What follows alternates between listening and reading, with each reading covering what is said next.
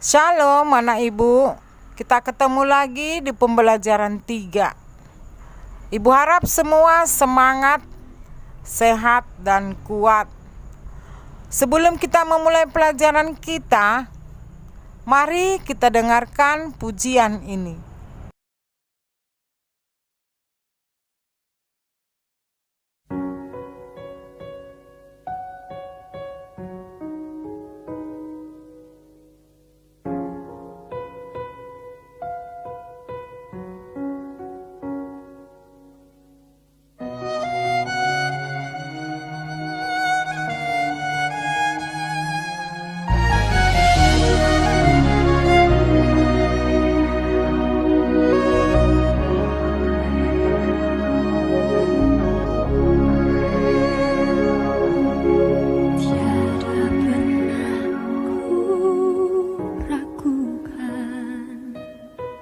Kasih setiamu ya Tuhan, setiap waktu dalam hidupku, tak pernah kau tinggalkan. Meski langit tampak suram, awan gelap menghadang, hadapi badai, lewati gelombang, tak pernah kau tinggalkan diriku.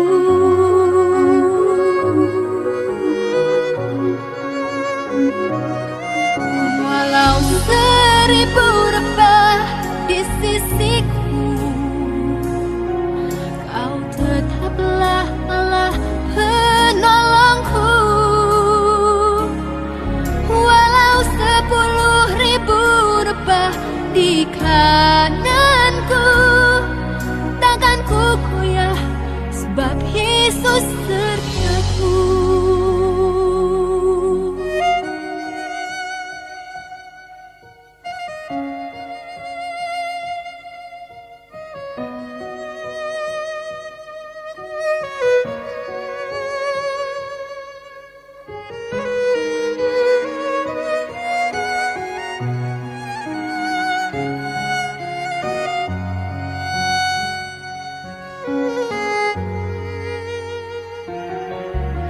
Meski langit tampak suram, awan gelap pun menghadang, hadapi badai, lewati gelombang, tak pernah kau tinggalkan diriku.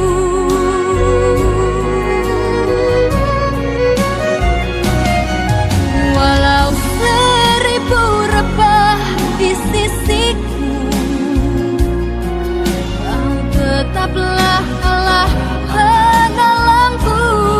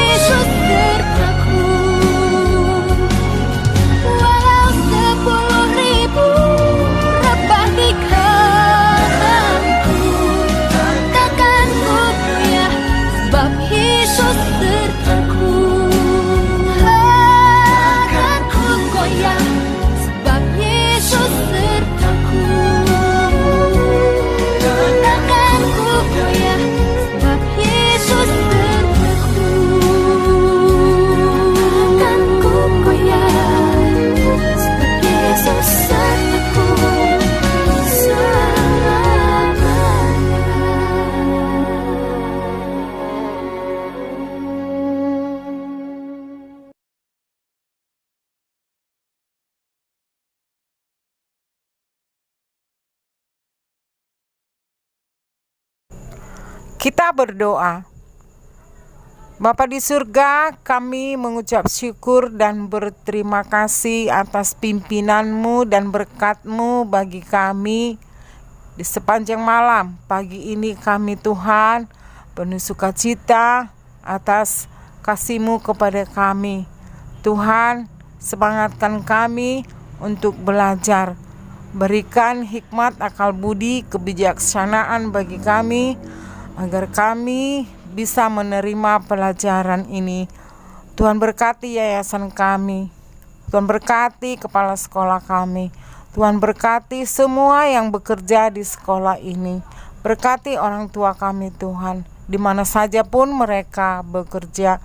Tuhan, ampuni dosa kami, agar kami berkenan di hadapan Tuhan. Terima kasih Tuhan, kami berdoa di dalam anak-Mu Tuhan Yesus Kristus. Amin.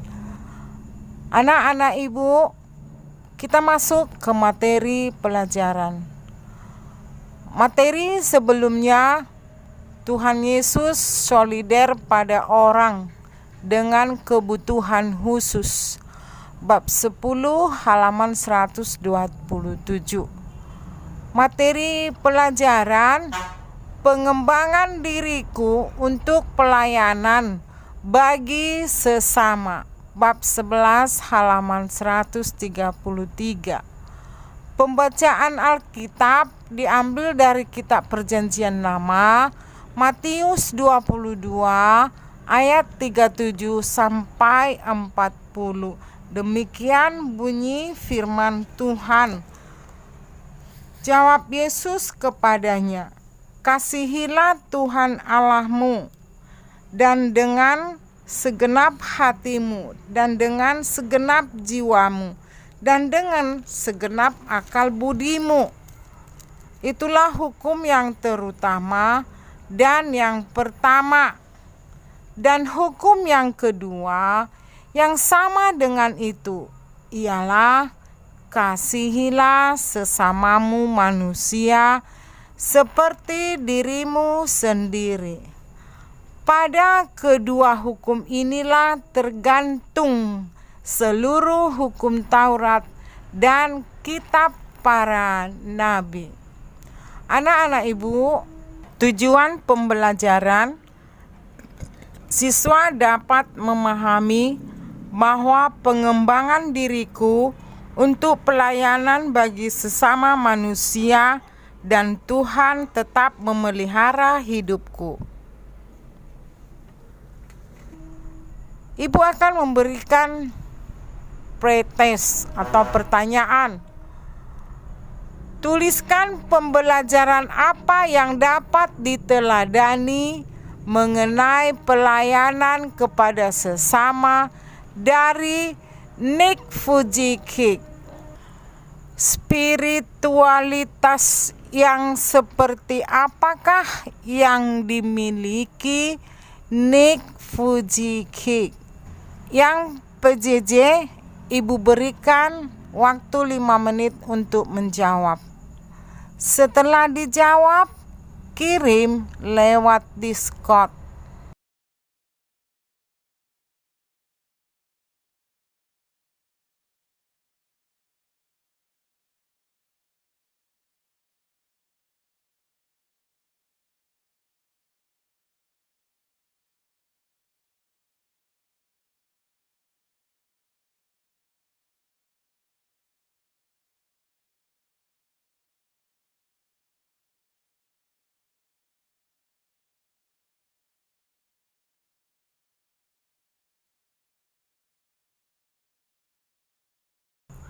Waktu menjawab telah selesai.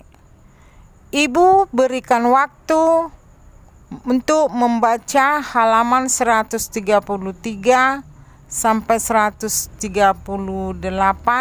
selama 5 menit.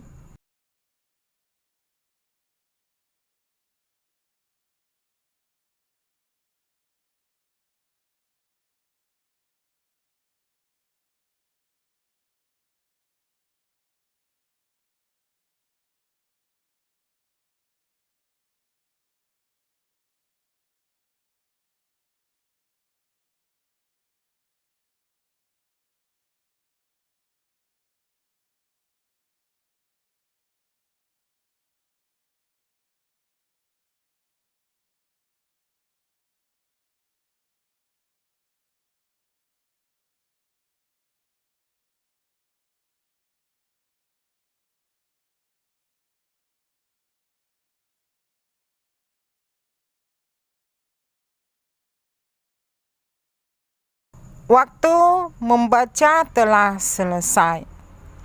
Kita ke materi pelajaran. 1. Belajar dari Nick Vujicic. 2. Masa remaja adalah masa transisi. 3. Orang Kristen di tengah gereja dan lingkungan sosial. Anak-anak ibu akan menjelaskan materi yang pertama. Belajar dari Nick Vujicic. Nick Vujicic adalah seorang pria asal Australia yang mempunyai kondisi tubuh cacat. Kisahnya sering ditampilkan di televisi karena menginspirasi banyak orang di dunia. Dia tidak mempunyai kedua tangan dan kaki yang utuh.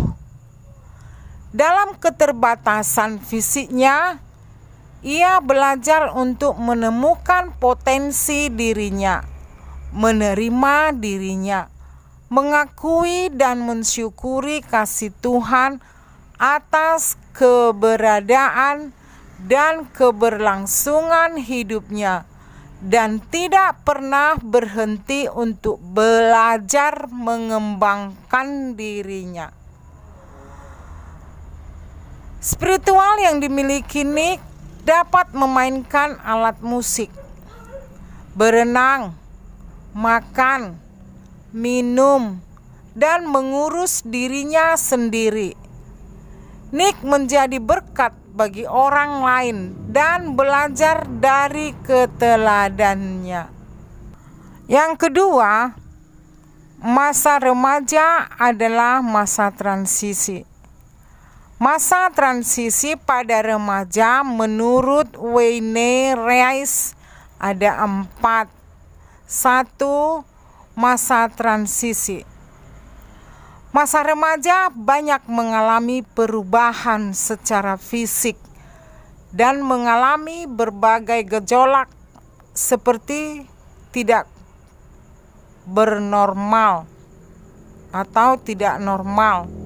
Misalnya, mudah berubah, tiba-tiba senang, dan tiba-tiba merasa sedih, bersemangat, dan tidak punya semangat. Yang kedua, masa bertanya. Pada masa remaja ini mengalami perkembangan dalam ranah kognitifnya, mulai mempertanyakan banyak hal. Mereka tidak percaya pada hal-hal yang diajarkan orang tua, guru. Misalnya kepercayaan tentang Allah dan Kristus dalam Alkitab itu diragukan. Pada masa remaja ini sangat membutuhkan jawaban yang jujur dan pasti. 3. Masa keterbukaan. Masa remaja ini perlu bimbingan. 4. Masa mengambil keputusan. Pada usia 12-15 tahun perlu bimbingan karena belum siap mengambil keputusan pada dirinya sendiri. Semakin cepat remaja menerima keberadaan dirinya, semakin cepat mereka beradaptasi dan berkembang ke arah positif. Ada 3 yang perlu dihadapi remaja. 1. Menerima keadaan fisiknya. Remaja perlu menyadari bahwa setiap pertumbuhan fisik yang ia alami merupakan karunia Tuhan yang patut disyukuri. 2. Mengetahui dan menerima kemampuan diri. Masa remaja adalah masa yang produktif.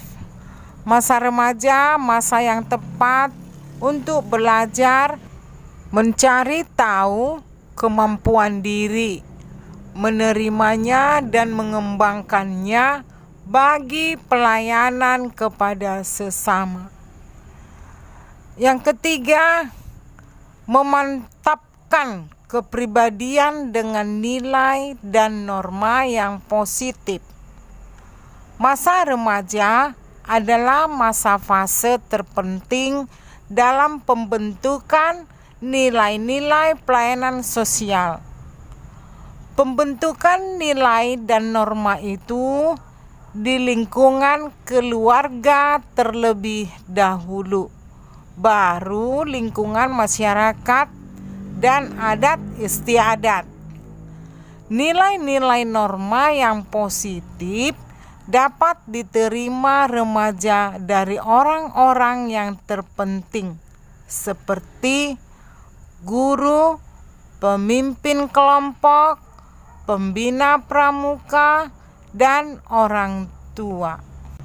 Yang ketiga, orang Kristen di tengah gereja dan lingkungan sosial.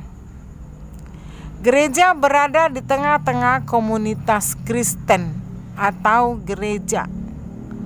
Gereja memiliki tugas yang disebut dengan tritugas gereja. 1. Koinonia, artinya bersekutu. 2. Marturia, artinya bersaksi.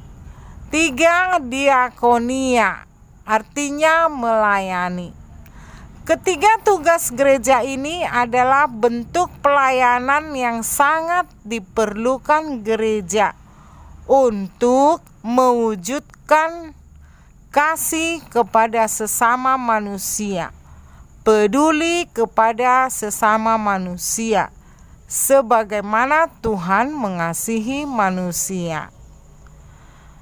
Nah, kesimpulan dari pembelajaran ini, remaja Kristen dipanggil untuk melayani sesama manusia yang dikasihi Tuhan dan penuh tanggung jawab serta dengan pertimbangan secara bijaksana.